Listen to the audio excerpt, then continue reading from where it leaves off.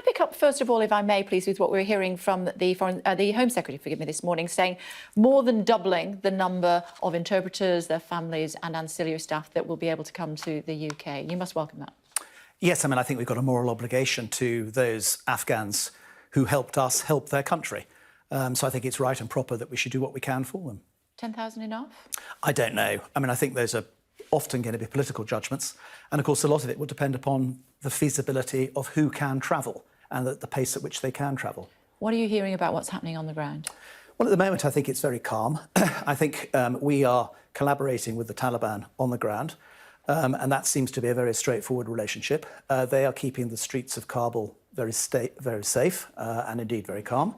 They are helping us at the airport. I think we have a worrying problem potentially with worried Afghans trying to get into the airport again. And we saw some very troubling scenes over the weekend.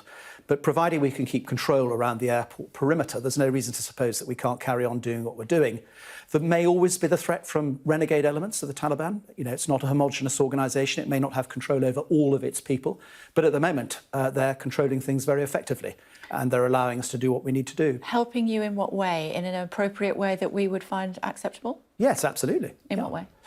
So they're keeping the streets calm. They're avoiding public disorder. They're said to be quite thuggish at some of those checkpoints, firing over people's heads and the like. Well, I think they've also got challenges with public order. But certainly what we're not getting are reports of them behaving in a sort of medieval way like you might have seen in the past. Now, one has to temper all of this. One has to be very careful.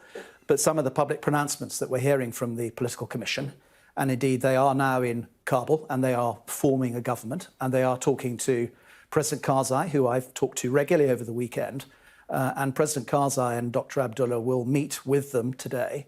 And there's no reason to suppose that they can't come to a sensible solution for how an inclusive government can run the country in the future, recognising that there, of course, will always be elements who may not behave as we would hope they would behave. There will be a finite time before they want their airport back. Does that mean that inevitably we will have to leave some people behind? I don't know yet. I think what we have to do is... It must be your fear. I think we have to take each day as it comes, and we have to see how it happens. I mean, the Political Commission have made it pretty clear that those Afghans who want to leave Afghanistan, they'll let leave Afghanistan. So let's see how it happens. I don't think they want to become international pariahs again. They want to have a functioning airport. They want to have diplomatic missions inside Kabul that they can talk to. They also recognise that they need humanitarian support. So the important thing at the moment is to maintain engagement with them and to make sure that we don't close out on anything. But your boss, the Defence Secretary, was moved to tears earlier in the week. You know, it's very well documented, saying that he feels that we will inevitably have to leave people behind. We don't know yet how that will happen. At the moment, it is all running smoothly. And let's see what the Taliban allow us all to do at the moment. We're going to continue to move. We're going to continue to move as many people as we possibly can, given the circumstances we've got. And yes, of course, you know, we are having to collaborate with them. They now provide the security on the ground in Kabul, and we are going to work with them in order to be able to conduct the evacuation that is now underway. And how do you feel about collaborating with the enemy when they have carried out such atrocities against UK military personnel over the years? I think you have to be very careful using the word enemy. I think people need to understand who the Taliban actually are. And of course, what they are a disparate collection of tribespeople. As President Karzai put it to me only yesterday, they're country boys. And the plain fact is that they happen to live by a code of honour and a standard, which has been their standard for many, many years. It's called Pashtun Wali. It has honour at the heart of what they do. They are bound together by a common purpose, which is they don't like corrupt governance. They don't like governance that is self-serving. And they want an Afghanistan that is inclusive for all. So I think rather than talking about... Except women. What? Except women. Well, again, I think we have to wait and see. I mean, I don't know what they mean. We can't support the way that they treat women, surely. Well, I think you have to listen to what they're saying at the moment, and I think you have to listen to the facts on the ground. They're saying they are definitely, have to abide by Sharia law. Yeah, and I'm not saying that's anything that you and I would approve of particularly. I'm just clarifying that. Absolutely, but I do think that they have changed. I think they recognise that over the course of the last 20 years, Afghanistan has evolved. They recognise the fundamental role that women have played in that evolution. And yes, they, at the moment, will undoubtedly say that they want to respect women's rights under Islamic law, and that will be a Sharia law. But that doesn't necessarily mean that they won't allow them to be involved in government and in education and in medicine and those things that they need them to be involved in. So I think we have to be patient. We have to give them the space to show how they are going to step up to the plate. And whether or not we can work with them will very much depend upon how they treat all Afghans. Some of your former colleagues, Rory Stewart, Johnny Mercer, all men that have served, Tom Tugendhat, said we shouldn't believe a word that the Taliban says. And more than that, we saw women, very brave women, demonstrating on the streets in Kabul yesterday saying, we don't want the Taliban here. And I respect all of that. All I'm simply saying is that let's see how this evolves, because it may well be that we're surprised by it. Yes, we should do it very carefully. Yes, we should be fundamentally suspicious because, of course, we know where they came from. And we've also seen behaviour by different elements of the Taliban, which we absolutely wouldn't condone. And indeed, it has been brutal in many ways in other parts of Afghanistan. But we should give them the space at the moment to demonstrate whether or not they're going to govern differently. OK, so what does that space look like? How long do we need to wait to see whether they've changed? How many women need to be raped? How many girls need to be married off at the age of 12? How many women need to be told that they can't be educated past university level? None of that is appropriate, of course. It's all that would be beyond the pale. But I think, again, I would ask you to show the evidence of where that's happening in Kabul at the moment. Yeah, but what my question is how long do we need to wait? How many women need to be raped or murdered or beaten because they go out? I come back to you. Show us the evidence of that actually happening on the ground at the moment. So how many is acceptable? One? None is acceptable. OK, just to clarify on that. Let me ask you about an article that you wrote in The Times. I'm sure you've been asked about it already this morning on the 5th of August. Just over 10 days ago, saying that it was too soon to write off the Afghan security forces.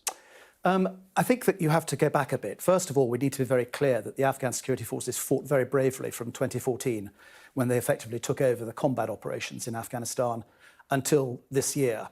I think you also need to recognise that come the 4th of July, they lost all of their American support that they'd become accustomed to, and particularly they lost the air power. Now, that was a very shattering moment in terms of their morale. And we as military people talk about fighting power as to how an army fights or armed forces fight. And of course, that's about the conceptual, the physical, and fundamentally about the moral. And of course, I think what happened from the 4th of July onwards was their morale was shattered. And of course, they were up against an opponent who was very able in the information warfare space and was able very fundamentally to demonstrate that it had the momentum. And I think that as a consequence of all of that, it collapsed. And we've seen that many times in history. You know, if you look back to 1942, the way our army in Burma collapsed. Particularly, if we may. I mean, you're talking about the 4th of July. You wrote this just 10 days ago, saying that we shouldn't write them off. Is that because our intelligence let us down? No, not at all. What I was saying was absolutely to try and support them in their fight. Because if we all talked them down, that, of course, would undermine their morale. And fundamentally, what we needed to be doing was to try and make them feel confident, to try and make them feel unified, and to try and make them fight for what they believed in. Look how that worked out. Indeed. But, you know, at the end of the day, we had to talk about that to give them the confidence to do that. If we had been talking about running them down, about how useless they were and how they couldn't fight, then obviously that would have brought it on even quicker than what occurred. What we needed to be doing at the time was trying to give them the confidence to be able to fight. So we were relying on a pep talk to try to save... On the contrary, morale is about leadership. Morale is about giving people confidence to fight. Why did they not believe in that confidence from us and from the United States?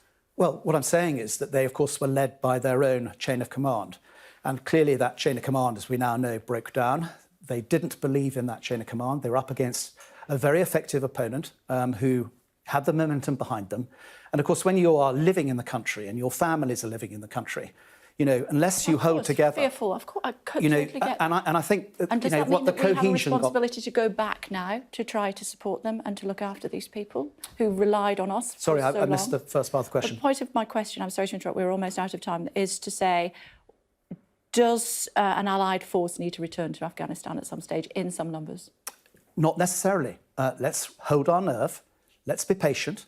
Let's see how things evolve. And let's recognise that if, of course, the threat from terrorism re-emerges in Afghanistan, then we may have to think again.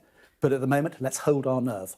And what about those soldiers, of many I've spoken to over the last few days, who say the last 2 decades was in vain? Look, not a day goes by when I don't think of the people who died under my command in Afghanistan. Not a day goes by when I don't think about those Afghans who've worked alongside me to try and make their country a better place. That's what I think about. And of course, I sympathise, I empathise with everybody who's lived and fought in Afghanistan over the last 20 years.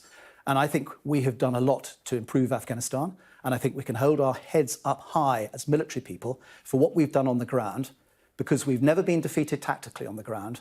And we have fought and died alongside each other. And we've done it in a thoroughly brave fashion.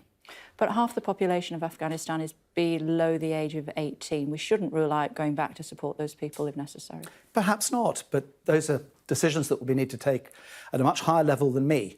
All I'm simply saying... They're pretty high levels. No, I don't think so, because those are political decisions. I'm the head of the military and I provide military advice. Those are political judgments. The bottom line is that what is more interesting, I think, about the over 50% of Afghans who are under 18 is, of course, they've never lived under the Taliban. Of course.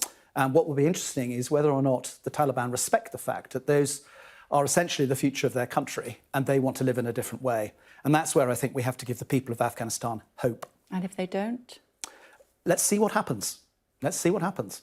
Bottom line... There's a lot of waiting to see, isn't there? Well, of course there is. You know, come on. You know, the things are unfolding incredibly quickly. Nobody could have predicted quite what's happened now.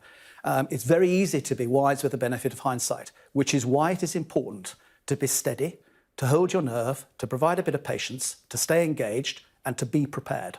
OK, it's good to talk to you. Thank you for taking the time to join us. It's always a pleasure. Thank you.